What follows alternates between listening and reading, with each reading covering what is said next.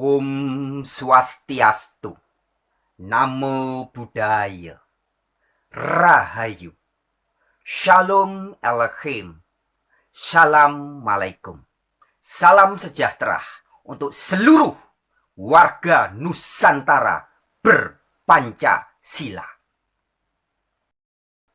Okay, welcome back in this channel, my friend, my brothers and sisters, anywhere, everywhere. My friends, sahabat-sahabat dimanapun berada, video kali ini adalah suatu bentuk edukasi, ya. Jadi bentuk pencerahan spiritual dan juga pencerahan intelektual bagi seluruh sahabat-sahabat di Nusantara ini menyikapi adanya ajaran-ajaran yang keliru, bahkan cenderung bisa menyesatkan, yang dikabarkan oleh kelompok-kelompok tertentu, di mana ajaran ini juga mengandung fitnah terhadap leluhur Nusantara. Jadi ada dua hal nanti yang akan kita bahas. Sebelumnya, silakan simak baik-baik cuplikan video berikut ini. Nabi Muhammad orang mana? Nabi Muhammad orang mana? Orang Arab. Wal Quran Arabi. Al-Quran berbahasa Arab. Wa kalam ahlul jannah Arabi. Bahasa penduduk surga itu bahasa penduduk surga bahasa Arab. Jadi kalau bukan karena para ulama, para habaib yang datang dari Arab bawa Islam ke Indonesia, ya, itu si Dudung mungkin masih nyembah pohon, masih nyembah pohon. Oke, my friends, everywhere, anywhere. Sebelum kita lanjutkan, pertama-tama kita patut memberikan apresiasi dan ucapan thank you very much. Syukron katsiron. Terima kasih banyak buat Mas atau Om Bahar bin Smith yang sudah membuat ceramah itu dan kemudian juga sekarang tersebar ke seluruh Indonesia. Jadi ceramah itu berlangsung beberapa puluh menit ya. Tapi saya ada cuplik itu. Saya tidak mau menanggapi yang lainnya dahulu. Saya akan menanggapi dua hal penting yang diucapkan oleh Mas Bahar bin Smith dalam cuplikan video itu tadi. Okay, why we have to say thank you very much to Mr. Bahar bin Smith? Because, karena saya terbetik oleh video itu, maka kemudian saya mendapat bisikan dari Roh Kudus untuk membuat video ini. Ya, jadi video ini adalah sebuah respon positif atau apresiasi positif menyikapi ajaran yang negatif yang disebarkan oleh orang-orang atau kelompok-kelompok seperti Mas Bahar bin Smith ini. Oh ya, sebelum saya tanggapi, saya perlu memberitahu penting teman-teman bahwa ceramah Mas Bahar bin Smith itu panjang ya. Jadi berlangsung beberapa menit. Teman-teman bisa cari di channel-channel YouTube yang lain kalau mau tahu isi ceramahnya yang panjang itu. Tapi pada kesempatan ini saya hanya akan menanggapi dua hal penting ini. Karena Roh Kudus menyuruh saya menyampaikan dua hal ini. Yang pertama adalah menanggapi pernyataan Mas Bahar bin Smith yang mengatakan bahwa di surga bahasanya adalah bahasa Arab. Wa kalam ahlul jannah Arab. Bahasa penduduk surga itu bahasa penduduk surga bahasa Arab. Oke, sahabat-sahabatku, dengan tegas harus kita katakan bahwa sangat keliru, bahkan bisa menjadi pembodohan publik ketika mengatakan bahwa penduduk surga itu bahasanya bahasa Arab. Mengapa keliru? Jawabannya adalah karena kata surga sendiri, sekali lagi ya, kata surga itu sebenarnya bukan berasal dari bahasa Arab. Sahabat-sahabatku, lain halnya kalau mungkin ada orang mau berkata, penduduk Janah berbahasa Arab. Karena Janah sendiri adalah bahasa Arab. It's okay. Tapi ketika ada orang nekat mengatakan bahwa penduduk surga semua berbahasa Arab, maka ini menjadi cacat logika, kesalahpahaman, bahkan berpotensi dan sudah memang menjadi pembodohan publik. Perlu seluruh sahabat-sahabat di Nusantara NKRI berpancasila ini memahami bahwa sesungguhnya kata surga, kata neraka, dosa. Nah, kata-kata ini sama sekali bukan berasal dari bahasa Arab. Tapi ini adalah istilah-istilah dari bahasa Sanskrit atau Sanskerta. Ya, jadi keliru kalau ada orang mengatakan penduduk surga berbahasa Arab. Keliru. Nah, sahabat-sahabatku, ini penting dipahami untuk seluruh warga Nusantara NKRI yang berpancasila ini. Jika memang dalam kitab suci Al-Quran, The Holy Quran, ya, yang diterjemahkan oleh Departemen Agama Republik Indonesia ke bahasa Indonesia, kemudian sekarang menulis kata jannah atau menerjemahkan bahasa Arab kata jannah, yang sebenarnya lebih pas, lebih tepatnya kata jannah itu artinya adalah taman atau kebun, ya. Tapi di beberapa teks-teks Al-Quran terjemahan bahasa Indonesia ditulisnya dengan kata surga. Nah, ini perlu diperhatikan baik-baik, sahabatku, bahwa sebenarnya kata surga itu berasal dari bahasa Sanskerta, Sanskrit, Hindu, dan sama sekali bukan bahasa Arab.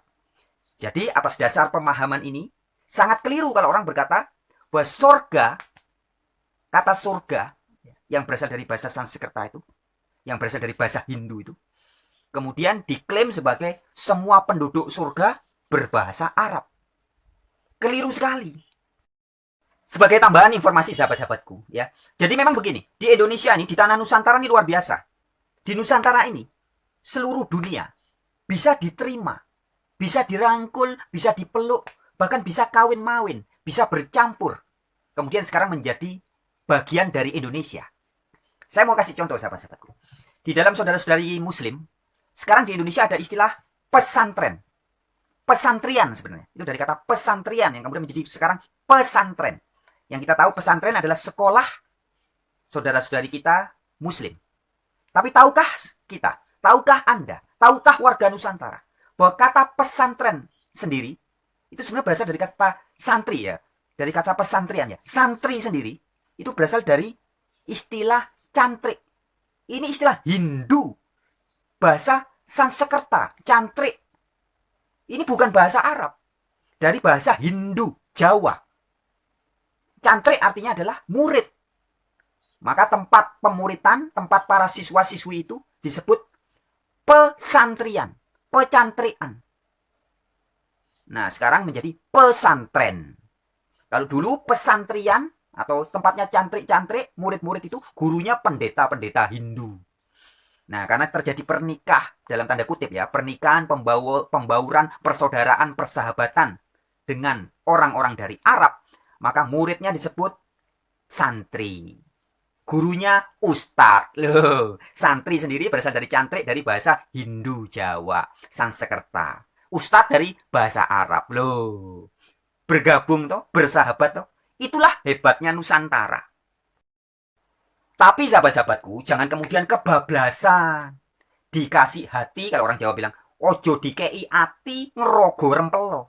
Diberi hati malah minta rempelo. Sudah dirangkul malah kebablasan. Salah satunya seperti tadi, mengklaim bahwa surga seluruh penduduknya adalah bahasa Arab. Loh, wong kata surga sendiri bukan dari bahasa Arab kok. Sahabat-sahabatku, kita tidak boleh anti dengan bahasa Arab ataupun bahasa asing lainnya. Mengapa? Karena Nusantara sangat merangkul. Nusantara ini sangat luhur. Buktinya apa? Kalau kita ngomong segi bahasa atau kata-kata ya. Di dalam Kasana Bahasa Indonesia banyak sekali kata-kata yang sekarang menjadi bahasa sehari-hari kita. Itu berasal dari bahasa asing. Ada kata kantor, itu dari bahasa Belanda. Dari bahasa asing, Belanda, kemudian sekarang menjadi bahasa Indonesia. Ada korden, ada juga kata-kata yang berasal dari bahasa Inggris, dari bahasa Portugis, dari bahasa Yunani, dan sebagainya. Yang kemudian menjadi bagian dari Kasanah Bahasa Indonesia. Nah, demikian juga dengan bahasa Arab. Banyak kata-kata dalam bahasa Indonesia hari ini yang kita pakai, itu berasal dari bahasa Arab. Misalkan, kata asli. Nah, asli ini bahasa Arab.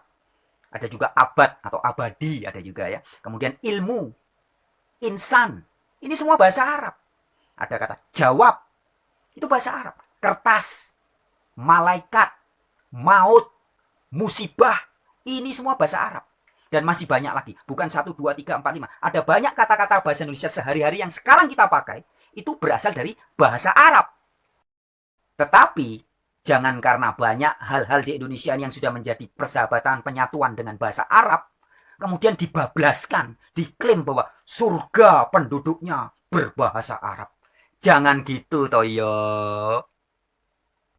Ya, sekali lagi sahabat-sahabatku, tanah Nusantara yang luhur, yang mulia ini, rumah kita bersama, ini sangat baik sahabat-sahabatku. Di Nusantara ini seluruh dunia bisa diterima, bersahabat, dipeluk, dirangkul, bahkan bisa kawin-mawin. Mau apakah orang dari Eropa, dari Amerika, dari Asia, dari Afrika, dari Cina, termasuk dari Arab. Silahkan, mari kita berpelukan. Kita hidup bareng, damai dengan penuh cinta bersama-sama di Nusantara. Tapi jangan kebablasan. Surga, neraka, dosa. Itu istilah-istilah dari bahasa Sanskrit, bahasa Hindu. Jadi jangan lagi bilang bahwa surga semua penduduknya bahasa Arab. Jangan ya. Baik sahabat-sahabat, itu yang pertama. Sekarang kita akan membuat tanggapan hal yang kedua. Kalau bukan karena para ulama, para habaib yang datang dari Arab bawa Islam ke Indonesia, ya, itu si Dudung mungkin masih nyembah pohon. Masih nyembah pohon. Sahabat-sahabatku, Nusantara dimanapun berada. Sahabat-sahabatku, bukan rahasia lagi ya. Kita akan jujur, kita akan mengatakan dengan terus terang bahwa memang sering kita mendengar fitnahan-fitnahan atau tuduhan-tuduhan negatif dari pihak-pihak asing yang berasal dari luar Nusantara ini, yang mengklaim bahwa ajaran-ajaran leluhur Nusantara itu kafir, musyrik. Kenapa kok kafir? Kenapa kok musyrik? Karena leluhur Nusantara ini menyembah pohon, menyembah matahari, menyembah tanah, menyembah air, menyembah udara, dan sebagainya. Atau dengan kata lain sering dituduh sebagai menyembah berhala. Oleh karena itu sahabat-sahabatku dimanapun berada, khususnya seluruh warga Nusantara, ini sangat penting untuk dijelaskan, dipahami, diklarifikasi, diedukasi kepada seluruh warga Nusantara ini. Tentang tuduhan-tuduhan tadi ya. Mengapa penting? Supaya tidak terus-menerus menjadi kesalahpahaman, kegagalpahaman, bahkan menjadi fitnah yang terus-menerus, turun-temurun, tutur tinular, dituduhkan oleh pihak-pihak asing dari luar Nusantara kepada leluhur Nusantara tercinta ini. Leluhur Nusantara dituduh musyrik dan kafir, masuk neraka karena menyembah pohon, menyembah matahari, menyembah air, menyembah alam, dan sebagainya. Nah, sahabat-sahabatku, sebagai putra Nusantara, saya akan menanggapi dengan serius hal ini. Saya akan berterus terang, tidak tedeng aling-aling, tidak berbasa-basi. Ya, saya akan tanggapi dengan terus terang. Jadi begini sahabat-sahabatku. Kalau ditanya, apakah benar leluhur saya, leluhur Nusantara saya adalah orang-orang yang menyembah matahari, menyembah pohon, menyembah air, menyembah tanah, menyembah udara, menyembah alam semesta? Tegas jawaban saya adalah benar.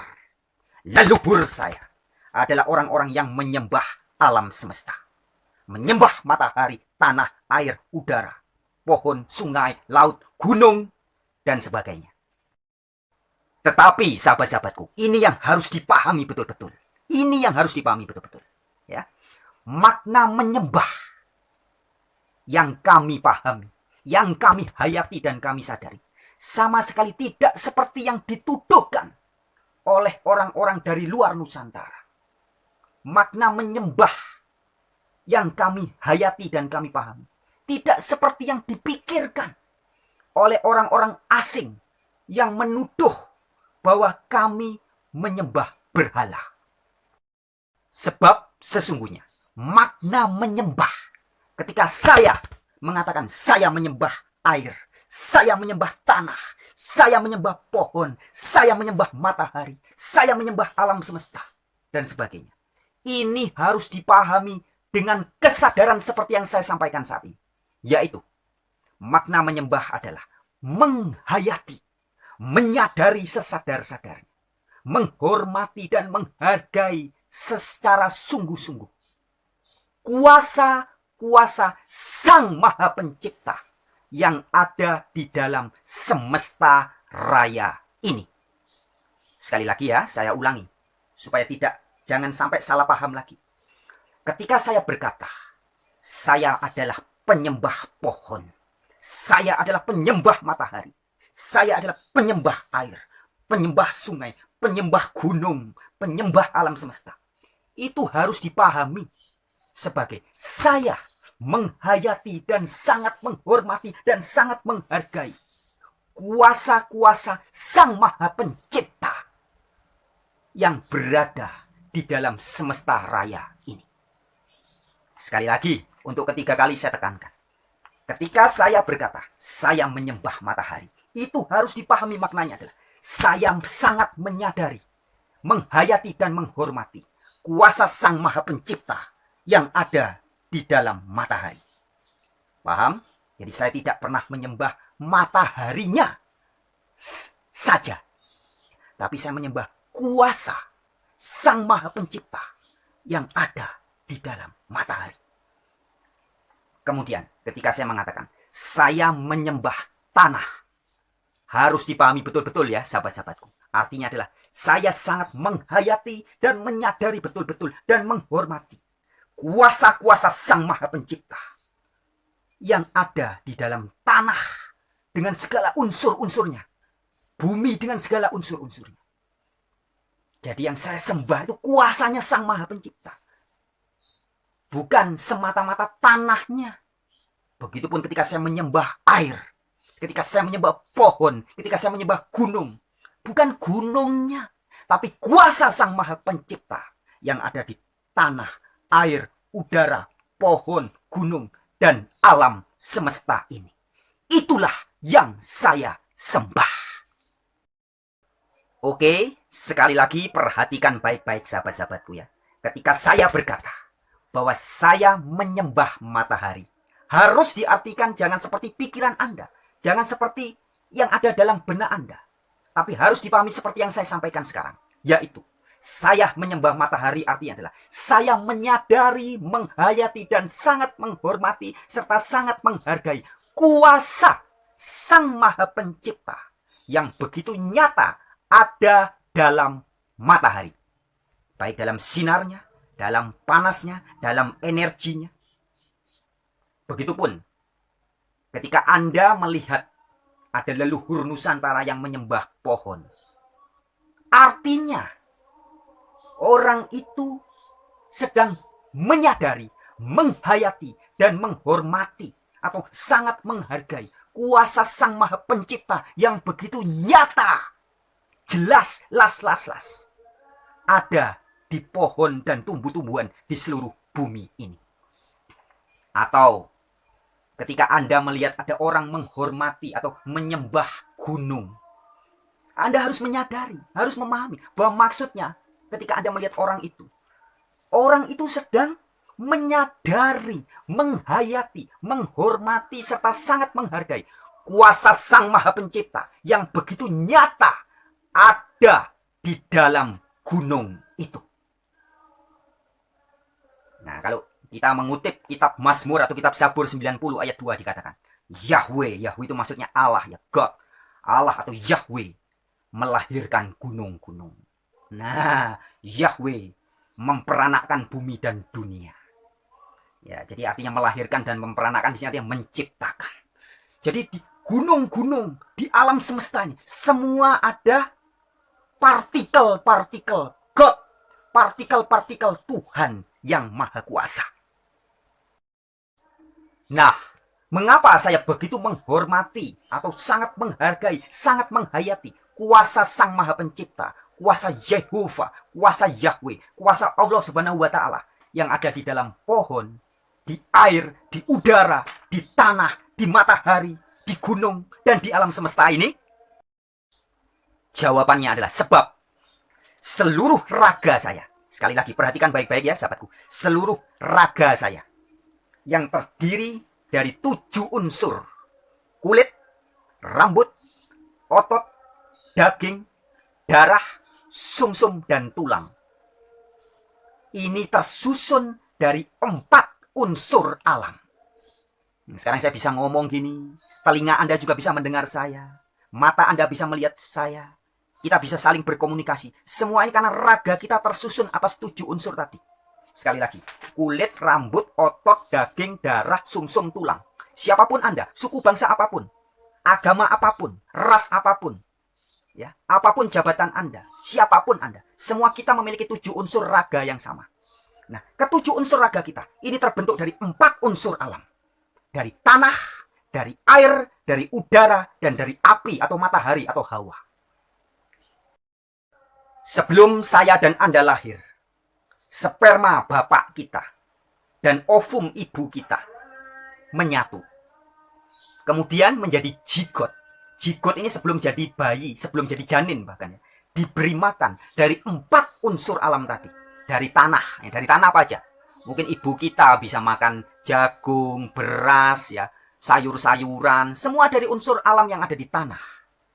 Mineral-mineral yang ada di tanah, yang ada di tumbuh-tumbuhan, di sayur, misalkan di daging ayam, ayam juga makannya tumbuh-tumbuhan. Mungkin ibu kita makan sapi, daging sapi, sapi juga makan rumput dari alam, dari tanah semua. Kemudian juga dari air, kita terbentuk dari unsur air dengan segala mineral-mineral yang ada dalam air. Kemudian dari udara, setiap hari orang tua, ibu kita sebelum kita jadi janin menghirup oksigen untuk proses pembentukan kita. Dan dari hawa atau sinar matahari atau unsur api.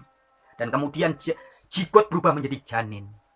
Mulai muncul, ada kepalanya. Ini semua tersusun dari 4 unsur alam tadi. Ada tangannya, ada kakinya, ada matanya, ada otaknya, ada jeroannya, ada ginjal, usus, dan segala sesuatunya. Semua tercipta, terbentuk dari 4 unsur alam.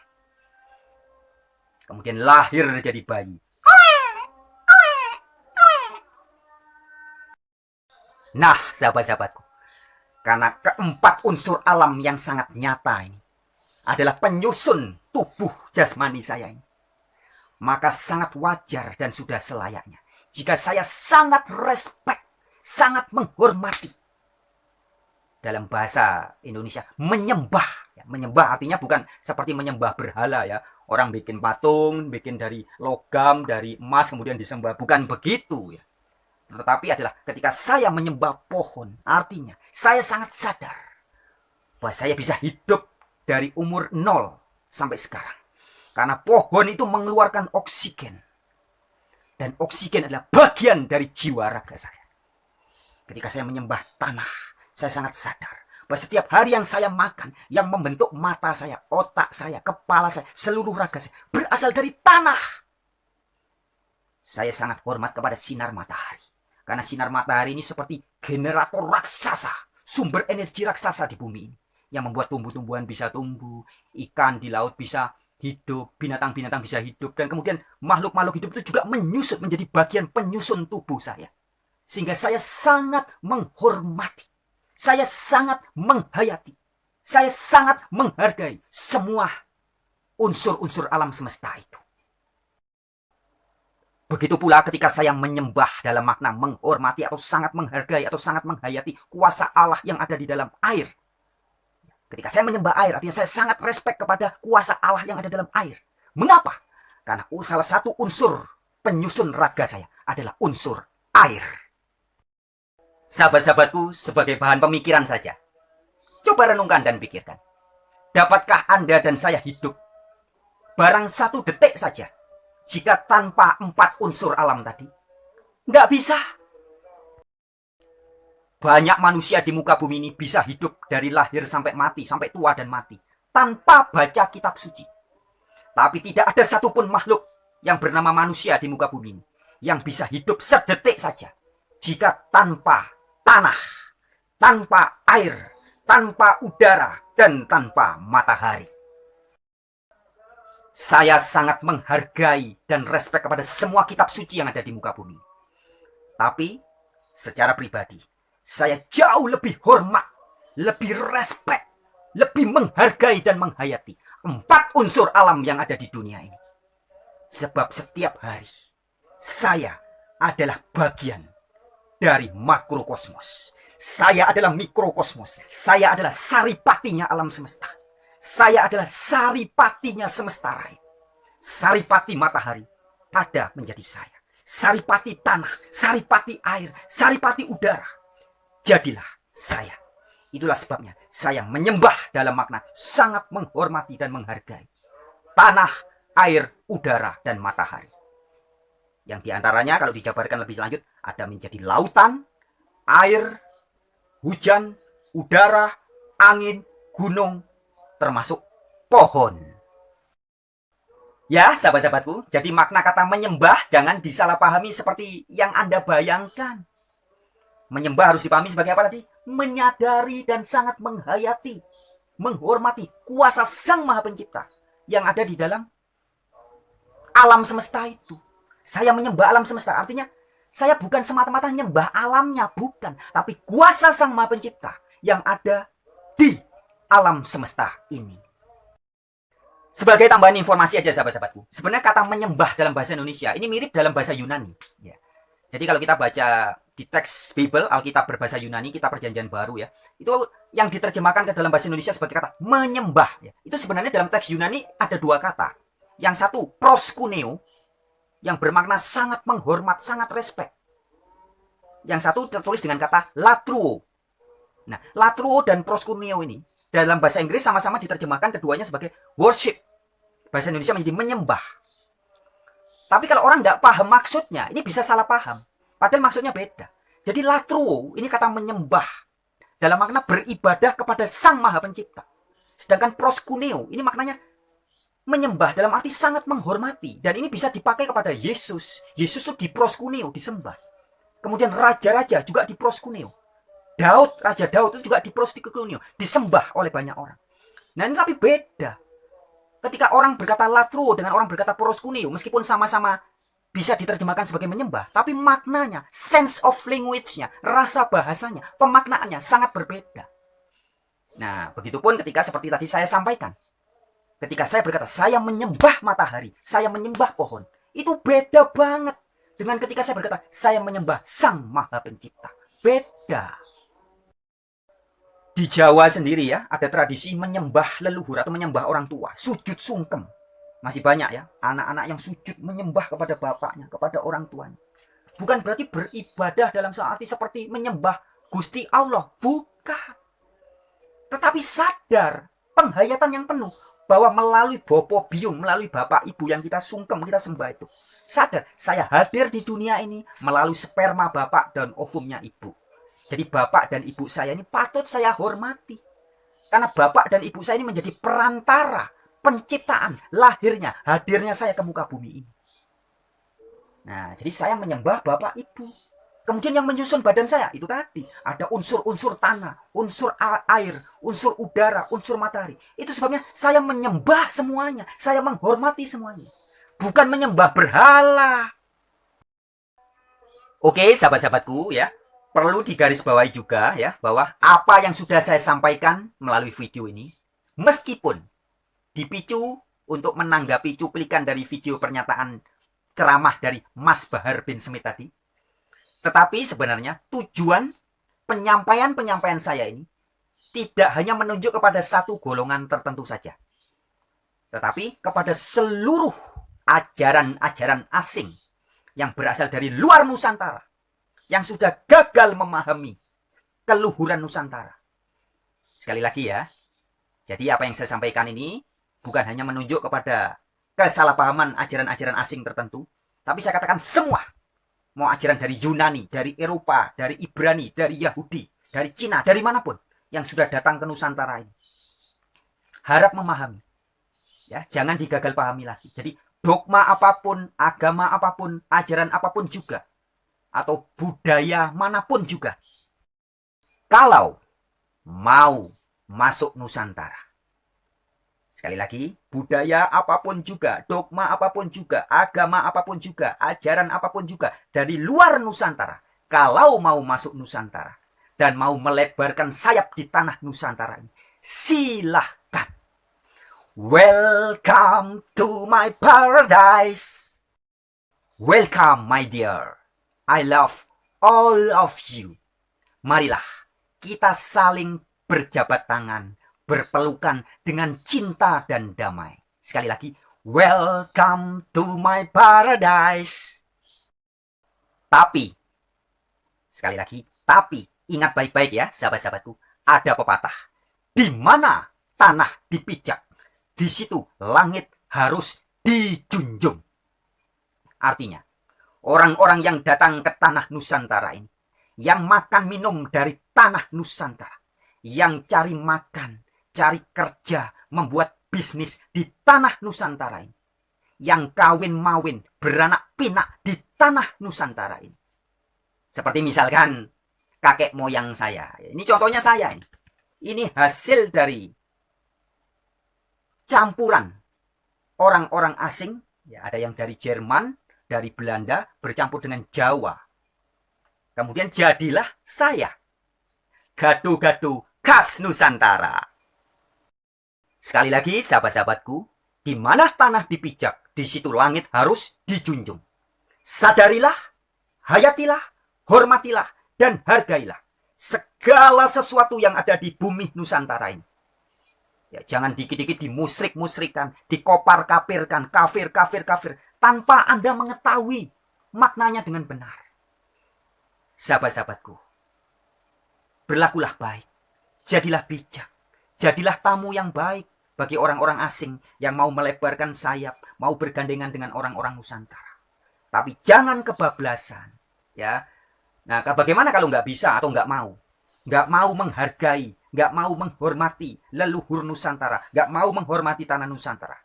Ya, silakan, pergilah, angkat kaki dari bumi Nusantara. Oke, sahabat-sahabatku, wabillahi taufik wal hidayah.